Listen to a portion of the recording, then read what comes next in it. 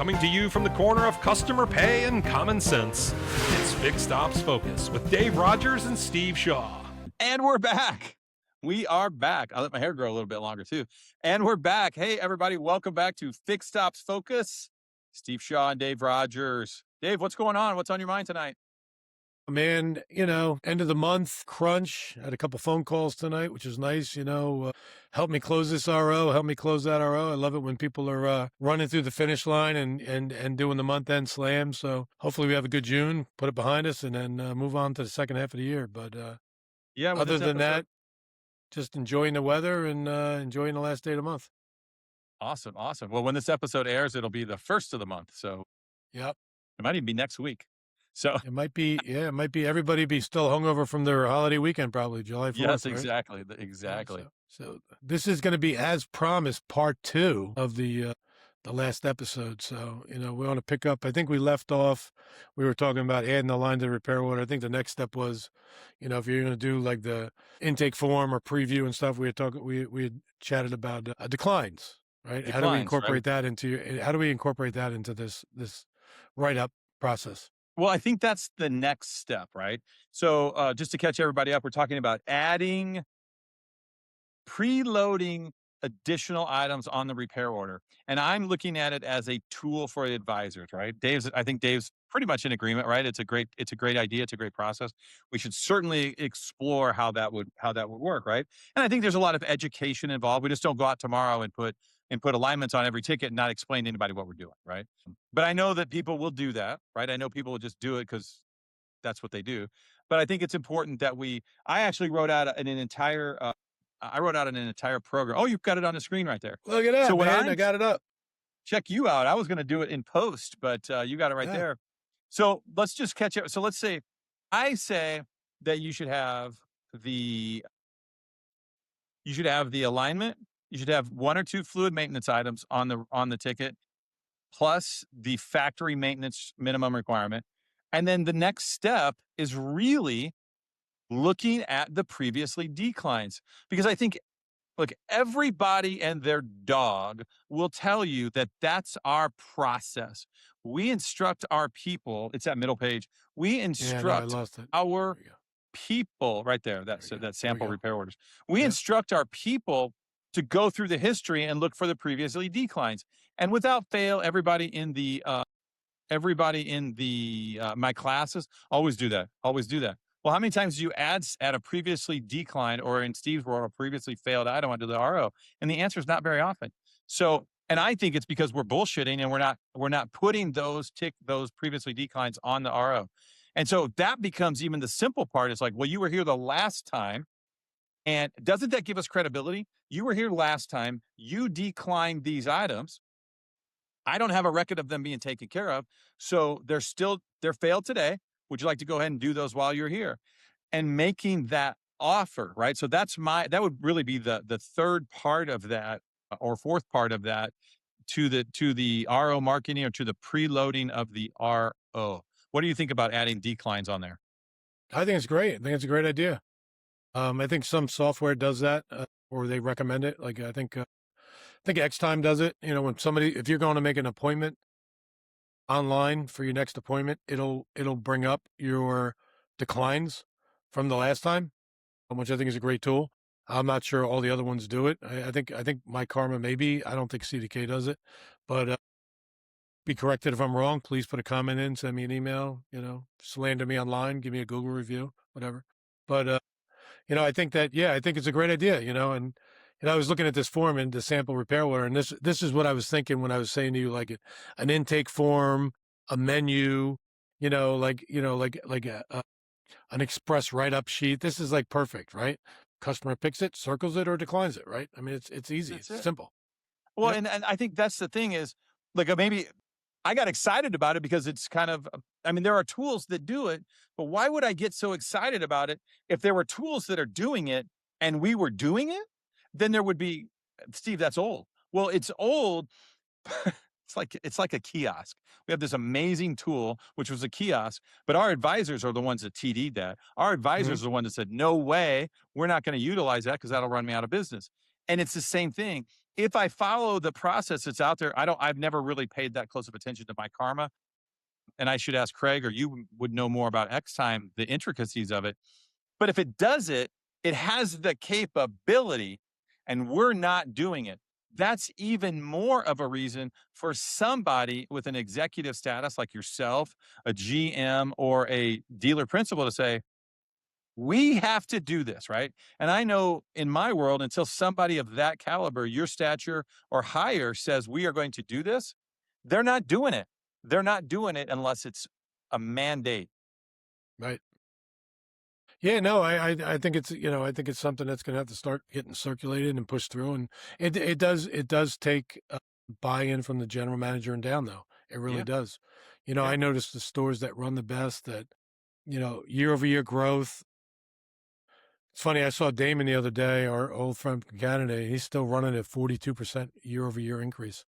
He's he's just pushing it, man. He's just pushing. We got to get him back on and get a follow up, because what we had him on in January or February, I think. He was one of our first guests. We And made yeah, him they're famous. just pushing. They're pushing the program. 42% year over year, which is fantastic. And I mean, I think it's all in. Whether you have that desire, whether you have that ambition, whether the direction from above, because I think, listen, I think everyone's going to have their take on it. I mean, there's some people like fluid services, some people don't. Some people like these brake fluid exchanges and stuff. You do get some feedback and some blowback sometimes from the manufacturer, but this can be customized. This is just an example, is This what is an I think example, you yeah. have to make. Yeah, everyone has to understand. But the alignment, nobody can argue with alignment. Every car needs one once a year at least, right? You need an oil change every 6 months. You need a tire rotation every 6 months. They're no-brainers. You should get that done every time, right? Right. And then the decline. The decline work is the work needs to be done. We told them last time. Well, exactly. But think about this. How often, like Dave, I have to go through an exercise with I have to hold a class to teach people how to sell an oil change and tire rotation package, right? Because customers still come in today.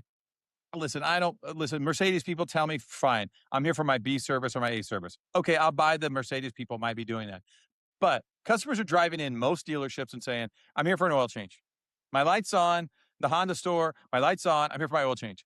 Today, in stores around the United States of America, people are asking for an oil change, and we think we're proud of ourselves because we added a fucking tire rotation on the ticket. And so if I've got to ask you to buy a tire rotation, or how many tickets go through that are just one line LOF? I mean, it's ridiculous. Oh, yeah. It is ridiculous. And so what you're saying is, yeah, they need oil change and tire rotation. That's what we would call the minimum requirement. That has to be on every RO, right? Done. And then if you go ahead. No, I agree. I think that has to be on every RO, just like you said. And then if we added, that we have and you can see it on the screen right here, but it's oil change, and then we automatically have the MPI line, right? So everything's going to be above that MPI line. Like we talked about last time, it took us a while for everybody to build an MPI line on a repair order. Listen, I have dealers right now that are not doing a multi-point inspection on every car, even though it's on the ticket. So that might be an anomaly, but it's not. No. And so then you go, okay, so I got the alignment, the oil change tire rotation minimum requirement. I got the alignment. And then I say on this sample, add a fuel service and a brake service, right? And so why can't I just, again, does a customer in your store, do you think every customer that comes in your store knows that you sell tires, that you do brake jobs, that you do all of these things? Because we don't present them. Right. We don't present. Yeah, That's why they go to tire shops. So go ahead. Yeah, I tell this story is back when I was in Turnersville, they got done building the mall, and we lined the drive-throughs up with tires. We put tires all over the drive-through, right? And we had the sleeves on it, Michigan sleeves, whatever it was, but we had displays, racks, and everything else. And I know that they weren't as neat as they should have been for Roger and stuff. And the first couple of times he's like, "What are you doing this for?" And I'm like, "We're in the tire business. We're selling tires, right?" And I got a lot of blowback at the beginning because it was dirty looking, you know what I mean? Right. And then so, they found a way to Penske it and clean it up a little bit and put the sleeves on it and the tire racks and spent twice as much money. And it looked great. Don't get me wrong. They had the inserts and stuff. And then, a couple months later, they're doing a tour of the Wall Street people because they were looking. That was back when it was hard to get Wall Street interested in car dealerships, and I had people from Wall Street going, why do you have tires here? You guys sell tires? Like. Like and some of these people didn't even drive. It was funny, but I'll never forget. Like, you guys sell tires? Like, yeah, we sell tires. That's, it's funny, but you're right. No, people don't know because we don't tell them. We don't. It's crazy. Well, and that's why I call it RO marketing, right? We're just marketing with our RO. So now we got the alignment. We got a couple of fluid services, which we normally would just say that's your additional services. That's what most customers choose anyway, right? Most customers choose. We already get a 20%. We already, in our world, in the Steve Shaw world, we already get 20% penetration for people that ask for additional services, right? So now we're just saying you add 2 fuel services on the ticket. And then, like you and I are talking about today, why aren't we adding the decline services as well? Now we have a full package to present to the customer. If AI could do it and make it would be on every RO, I would get behind it. I would get behind that.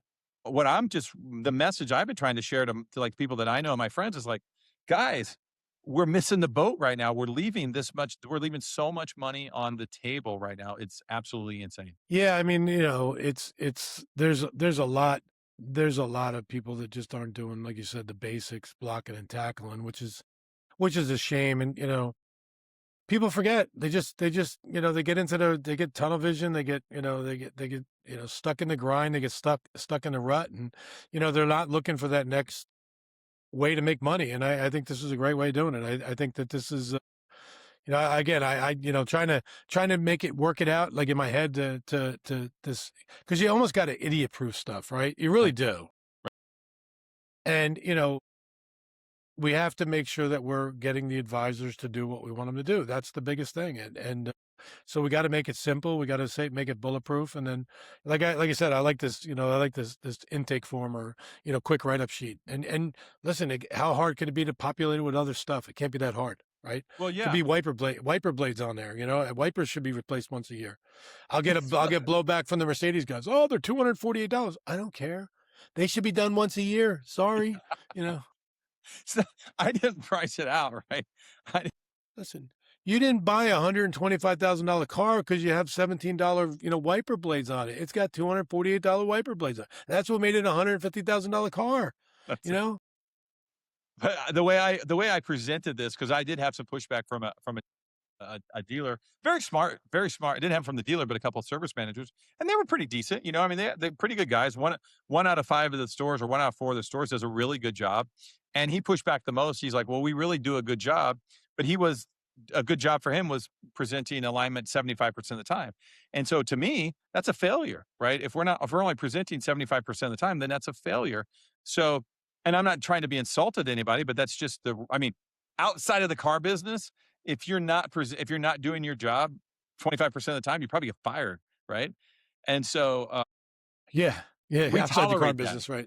we tolerate that as it's okay. We're doing it 75% of the time. It's pretty good, right? No, it's not. Why not write a process? When you look at it and you look at a couple dollars per repair order and you look at what you're getting, and if your average repair order is $500 in parts and labor, and people can do the math on that. Well, how many cars do I need a day and everything? But we've had these conversations, you and I've had these conversations with managers and in the past and in the present. What if you got $25 more per repair order? Not one more customer comes in the door. How much does that equal at the end of the month? What does that equal at the end of the year? What does that do to your paycheck? What does it do to the technician's paycheck? That's the kind of stuff you have to look at. Yeah. And if you're muddling, like I was very proud of my one guy down in Wilmington, my Mercedes guy, I shout him out, Damon, put him on a mission to get the multi-points up. They were a very low percentage. I think most of it was getting done. It just wasn't getting the box clicked. You know what I mean? 97% last month to date, or last month, 97% of the vehicles coming in got a multi-point. Very proud of him. He did a great job, which is, big improvement from where it used to be. And again, that's the first step in getting that done, right? Not 75, not 50, not 45, whatever, as close to 100% of the time as you can get. Now that's saying, we have to work on other stuff there, and we have, but now at least I know every car coming to the door is getting looked at. That's the you can't start without that. Has to happen, right? Yeah. And then the other thing is everything presented to them, which is, you're trying to take it out of the tech's hands and take it out of the secondary by putting it on the repair order to begin with. That's it. Because that delay is where you lose some sales too, right? You wait for the tech to approve it. You wait for the tech to find it out. Now the customer's been here for 2 hours and they don't want to wait anymore, right? Exactly. And that's really what got me fired up is if a manager got behind this and really understood that this is a tool for our advisors, like I've said earlier, and we're taking all of the sales skills away from them. Now, if you have sales skills, congratulations. You're gonna run with this and make this on fire. But if our advisors are not presenting, we're putting on a ticket and we're just saying, do this. And then, like you said last episode, I have to track the lines that get removed from the ticket, and I have to track my declines. And so there's either going to be an alignment on the ticket or a decline. And I hate saying that because I know when I worked for the Nation, they said that there has to be at least 25% decline lines on a repair order. This was a long time ago. So what did everybody do? They just added decline lines, right? And so Mickey and the metric, man. Mickey and the metric. Mickey the metric. So you're really looking at was it presented? Was there a no? And was there any lines taken off the ticket? Right. So I think there's things that are going to be worked through, but I just fell in love with this idea of putting this on a ticket. And the math is astronomical. I mean, want to talk about the numbers? Yeah, I want to talk about the numbers. So you want to say to you, this is what blew my mind because I had no idea. I just thought it was a great idea. And I'm like, we'll get some incremental growth out of this, a couple of tenths, right? That's what you said? What's that? That's what you said, or that's what Claude That's what said? I thought at first. I'm like, we'll get some incremental growth. We'll go from 25% alignment penetration to 50. Okay, that's 2/10, right? That's really 25% alignment penetration on 10, 12 ROs. It equates to 0.2, right? I've done the math a million times. Mm-hmm. So now all of a sudden, if I got 50% penetration, I'm going to get another 2/10. So that's pretty cool. That's another month's worth of pay for an advisor in a year. That's another month worth of sales for a dealership in a year by doing that, right? And so the funny thing is, so I thought it's going to be incremental, and then because I'm not very good with math, so I asked Claude. I said, given these parameters.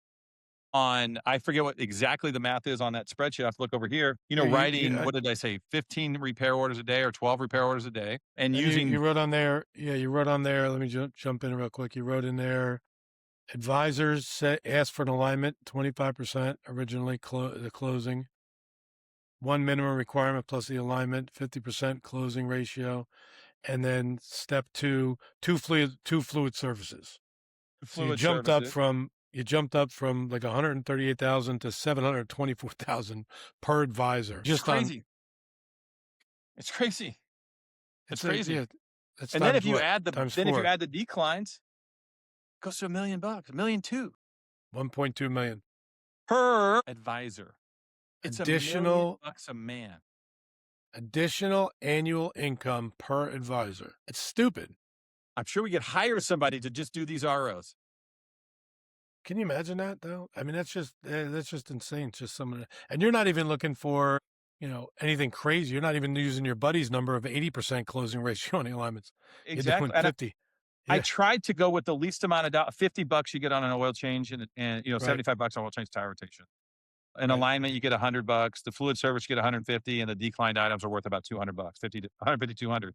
And then you're 10 ROs a day per advisor times 23 days a month. Do the math. It's fucking nuts. That's what blew my mind after I got home and I did this, had Claude do this out for me and put the math together. Listen, if somebody's got a better idea, a better way to make $1 million a man, I'm all in. But this just set me on fire. And I've been so excited to tell all my clients is like, look, all I care about for my clients is they make more money, they do better. Right. That's all that matters. What about CSI though? What do you think that, because that'll be the other excuse. What do you think that the blowback would be on CSI, or if there would be any? I think that it makes CSI better. I put that in my marketing report, right? Because it's transparent. It's on the ticket, and we're not making anything up. It's not like I'm saying that you should do some wacky shit. I'm just saying, and what if I was asking you to do something wacky? I said, hey, Dave, would you like fries with that? Hey, Dave, would you like a hot apple pie? This is what I said. This is what Craig and I were talking about. And you and I talked about this on our podcast the other day. When I go to Culver's They literally move me from a hamburger and try to add about 5 additional items on the thing. I crack up. You want a hamburger? You want to make it a double burger? Would you like bacon? Then it's like, you want fries or large fries? Do you want a milkshake? Would you like to try anything else freshly made for you today, Steve? And next thing you know, there's 5 additional items. My burger went from $9 to 27, and I'm the happiest fat guy sitting in my living room eating a Culver's burger from the drive-through. And so, can't we? I would like to call it the Culver's approach. It's just like, if Culver's can do this, and they have minimum wage people there, 15 to $20 an hour working for them, and we have $100,000 advisors, can we do it too? No, I agree. 100, yeah, I really do agree. And I think that, if you're not pushy about it, it doesn't take forever. It can't take forever. The transaction, we have to be convenient for people. We have to be quick. You can't take all day to do this.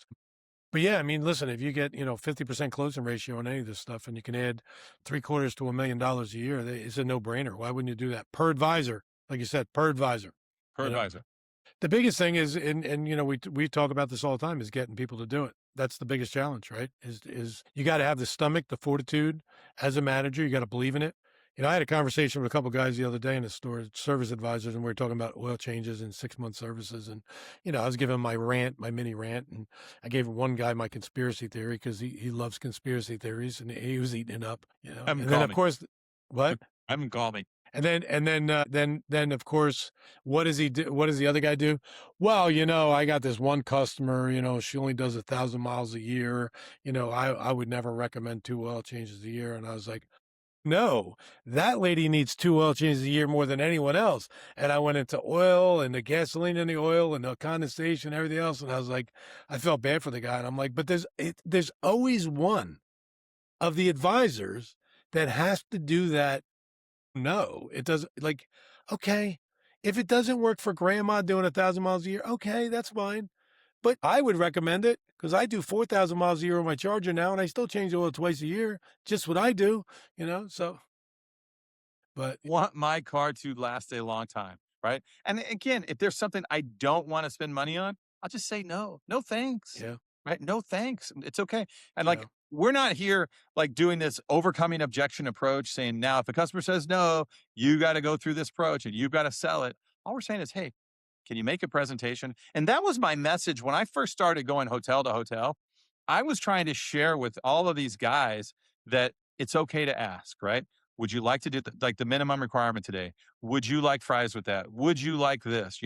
And if we present it correctly, no one ever got mad at the McDonald's guy for saying, would you like a hot apple pie today? nope, Never. never. And you know my story, right? How many times you heard me talk about, would you like a double shot for $2 more, right? At the airport, if you go, you probably had it happen to you when you went to Atlanta the other day. I wanted to tell you that. Twice it didn't happen to me. I was so disappointed. But did that I not. was not twice. It didn't happen to me. I was so disappointed. I was not asked for a double both times. I was like, I wrote it down. I actually wrote it down. I'm like, I got to tell Steve Shaw. I found 2 places that didn't ask me. Well, somebody needs from the Atlanta Every other airport needs to time, call me. 98% of the time, 98% of the time, I'm asked that same question. Would you like to make it a double? Would you like a double shot for $2 more, right? Would you like a man-sized beer at Tilted Kilt? Everything there, everybody's asking for it. And it's just standard. If you want it, great. If you don't, but I don't know any traveler. You said, I wish they would have asked because I would have got a double shot. They didn't ask. They didn't Right. ask me. They have yet to ask me for my alignment on my Wagoneer. Now I've gone somewhere else and I got the alignment, but this dealership didn't ask. I wanted it. You lost. It's $150, $200 that you lost as a dealer because you did not ask. It's as simple as that. Right. I remember when I was a kid, when I first started doing training, I was working with a gentleman out of Miami, and Bill, he said, Bill Mercado, he goes, Steve, the best salespeople I ever met in my life asked the same question 3 times. And they made me ask it a different way. And then I ran into a guy when I was in Vermont, when I was in Portland, Maine. It was a service advisor. He was awesome. And I would watch him talk. And he would ask you 3 different ways the same question. And I would sit back and laugh and smile. And didn't matter. Would you like fries with that? No. Today your vehicle does qualify for an alignment. Is that something you like to take care of? Right? Are you aware that the manufacturer says that you need to perform an alignment? So he would just have a different way 3 times, make the customer say no 3 times. Great CSI. This guy was amazing. And he just had a big smile and says, kind of big, fat, bald guy, and a smile on his face, jovial all the time, just nice guys could be. Great CSI, huge performer. Yeah, the more we talk about this, it's a lot of times we just have the wrong people out front. We really do. Either they're not trained, the service manager doesn't believe in it. The general manager's paying attention to something else. Like I was doodling before, and I was thinking about it is, you know, anybody out there, like, when's the last time you looked at your like break even point, or what you need in your department, service department, to net 30%? If your expenses are, 100,000, what do you need to net 30%? Right.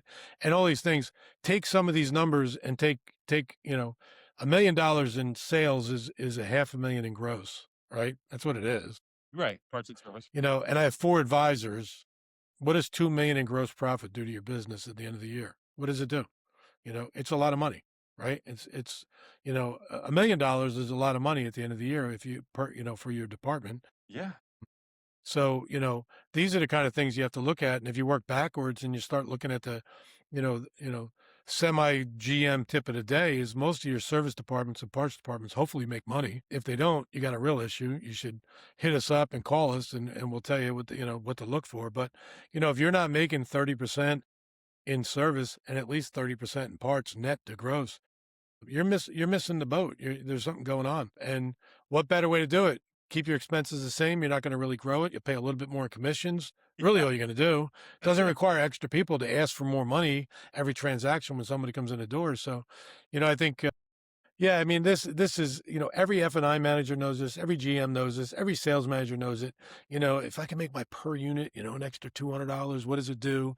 If I can make my repair order $200 more per repair order and sale, what does that do? I don't know.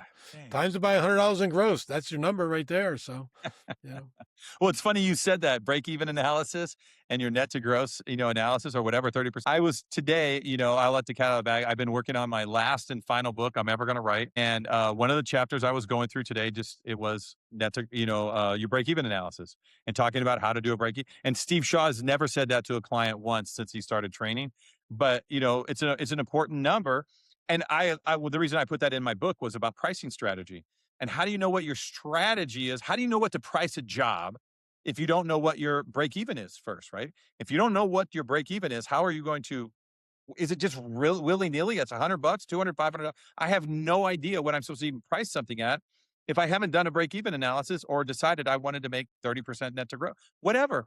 You got to do that first. And that's hilarious that you said that because we were on the same, we're on the same page. Listen, it's something I look at every single time. I mean, every year I evaluate my departments. Every 6 months, when I look at the numbers, I see what we're tracking. I'm not going to look at January and February and say, "Oh, you guys suck." It doesn't work that way, right? You blend the whole year out in the Northeast. But I got some service departments that 117, 120% absorption. I got parts departments that are netting 45% to gross. I got some that aren't doing that, right? Some of the bigger ones are challenged to get there, but it's incremental, and you have two choices. You either cut expenses or you grow the business, right? Right. And nobody wants to do it with less people. Nobody wants to cut things out. If you're running a good business, you don't want to do that anyway. But the best approach is to sell your way out of these issues. And if you're not close to 100% absorption, I know your GM and your owner, they're sweating it. They're having a hard time paying the bills. They're having a hard time with net, because they're not making money in new cars right now. They're not making money in used cars right now. F&I, service, and parts are where the money is right now. And, this is a big part of it. And if you can figure out a way to get an extra $1 million per advisor, I mean, it's, and there'll be bugs. Listen, anybody listening, it's not going to be smooth. There's going to be issues. You got to sell your people on it first, because they're not going to do it unless you sell them on it. But, you can start small. Why not add the rotation every time? Why not add the wiper blades once a year? Start small if you want, right? Start with then do the alignment. I think the alignment's a great one, once a year. Well, that's why I wrote that document. It's like, for the next 30 days, just focus on one item. I say alignments, but focus for the next 30 days on alignment. Then add that next item or two, add a fluid maintenance item, because those are generally high gross items. And once you get that done, then go into your history, right? So take the next 6 months of your life so that you can add that $1 million into your deal, right? I don't expect anybody to go from zero to hero. We never do that in training, but if you could start small, exactly. The next 30 days, just focus on one thing. How do I break this subject? How do I get that on the ticket? man, you just put yourself in the position to go a long way. Remember what we said? I wrote this in my book too. When is the best time to plant a tree? 7 years ago. 7 years ago, baby. If you didn't plant it 7 years ago, I guess the next best time is to do it right now. Right now, that's exactly right. And I think that's what you do with this, right? Just bring one idea, one thing to the table, and I'm going to start rolling it out. I'm going to start, getting some volunteers. Little by little, we get a few people to jump on, and that's all it takes, right? That's all it takes. A little bit here, a little bit there, and this business wasn't built like it is now in one day, and it's not going to get destroyed in one day. We just have to work at it. But I think everyone's running scared a little bit. I think they're worried about retention. They're worried about loyalty. They're listening to all the noise out there. But there's people that leave your dealership because after they pull out, they hear a squeaking noise and they pull into Midas and Meineke and they find out they need brakes because you didn't tell them. It happens all the time. Yeah. Well, that's the whole deal. I mean, the independent shops are still thriving, and we are sending our customers to them every day. Probably a good time to wrap us up, Dave. I think we got the point out. $1 million, one advisor, $1 million. That has to be the title of these episodes. One advisor, $1 million. That's it. All right, buddy. I'll talk to you, man. All right, man. It's good talking to you. Fixed Ops Focus available now. 1 like, 1 subscribe, 1 share, 0 down, plus tax, title, doc fees, and the cost of explaining your gross to the GM. Mileage may vary. Failure to subscribe may result in lower hours per RO, parts on back order, and that customer who only shows up on Saturday at 4:55. See your service drive for details.